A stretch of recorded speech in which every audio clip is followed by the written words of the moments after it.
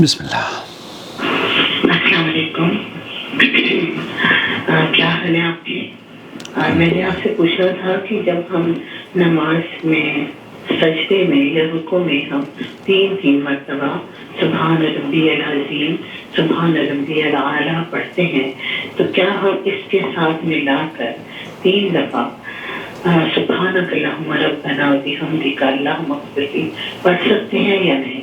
مطلب 3 سے زائد کلمات 3 دفعہ اور ہو جائیں تو 6 دفعہ یہ کلمات ہو جائیں گے، تو اس میں کوئی حرج تو نہیں ہے؟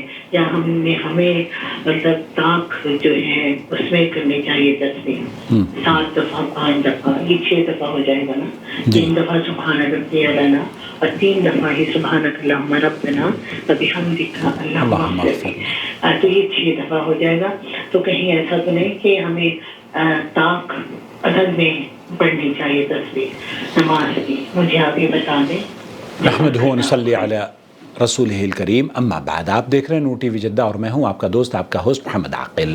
بہن یہ جاننا چاہ رہی ہیں راولپنڈی سے کہ اگر آپ طاق عدد کی بجائے دو مرتبہ یا 4 مرتبہ یا 6 مرتبہ یا 8 مرتبہ تسبیح کر لیتی ہیں سجدے میں تو اس کا کیا حکم ہے؟ یہی سوال پوچھا جا رہا ہے شیخ عبدالعزیز بن باز مفتی مملکت سعودی عرب سے۔ سن لیجئے۔ وهل يجوز عند الركوع والسجود أن أزيد التسبيح عن 3 مرات؟ كذلك لا بأس بالزيادة. كذلك لا بأس بالزيادة۔ شیخ سے یہ پوچھا جا رہا ہے کہ ایک عورت ہی پوچھ رہی ہے کہ کیا میں رکوع اور سجود میں 3 سے زیادہ تسبیح پڑھ سکتی ہوں؟ تو شیخ فرمانا ہے کہ کوئی حرج نہیں ہے، زیادہ اگر آپ پڑھنا چاہتی ہیں تو زیادہ پڑھ لیجئے، یہ تو افضل ہے، یہ افضل ہے، یہ 3 مرتبہ افضل ہے۔ اب اگر اس سے زیادہ آپ پڑھنا چاہتی ہیں تو یہ فضل کثیر ہے۔ 4 5 و 7 آپ 3 مرتبہ پڑھ لیتی ہیں، 4 مرتبہ پڑھ لیتی ہیں، یا متعدد اذکار کو جمع کر لیتی ہیں۔ آپ نے سبح اسم ربک الاعلیٰ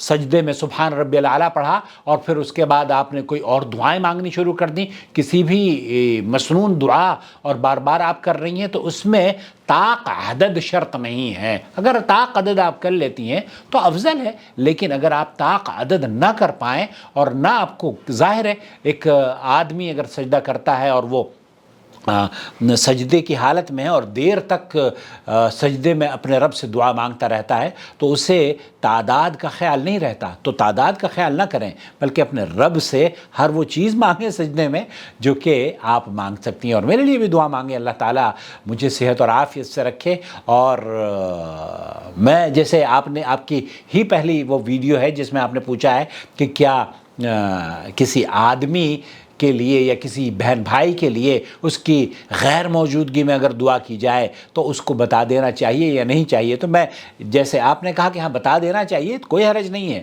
کیونکہ اس سے آپ کے ریلیشن شپ مضبوط ہوتی ہے۔ اور یہ بھی کہنا کہ میرے لیے دعا کیجیے گا تو دعا کی درخواست کرنا بھی جائز ہے، جیسے کہ عمر فاروق رضی اللہ تعالیٰ عنہ نے حضرت اویس قرنی سے کی تھی، اللہ کے رسول صلی اللہ علیہ وسلم کی نصیحت پر عمل کرتے ہوئے۔ اللہ سے دعا ہے کہ اللہ تعالیٰ آپ کو عافیت بھری صحت اور عافیت کی لمبی عمر عطا فرمائے، اطاعت فرمانبرداری کی عمر ہو۔ اور میرے لیے بھی دعا کیا کریں کہ اللہ تعالیٰ میری اس کام کو شرف قبولیت بخشے، حاسدوں کے حسد اور بری نظر سے بچائے، اور ہم جو کارنامے جو خدمت انجام دے رہے ہیں، اے اللہ اس کی جو کمیاں ہیں اسے دور کر دے۔ کمیاں میری طرف سے ہیں، شیطان کی طرف سے ہے، اور کمال اور خوبصورتی اور قرآن و سنت کی جو باتیں آپ تک پہنچتی ہیں وہ اللہ کے فضل و کرم سے ہے۔ اللہ تعالیٰ میری کمیوں کو دور کر دے، اور میری جہالت کو اللہ رب العالمین علم سے مالا مال فرماتے ہوئے اسے دور کر دے، اور اللہ تعالیٰ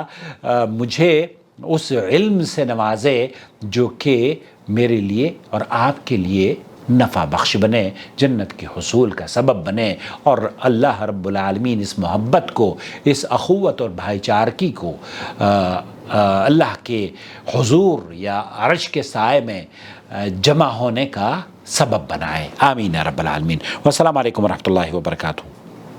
آپ کا بھائی محمد عاقل، जद्दा से।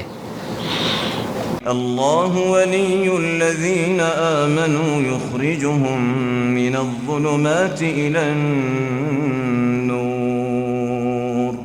والذين كفروا أولياؤهم الطاغوت يخرجونهم من النور إلى الظلمات أولئك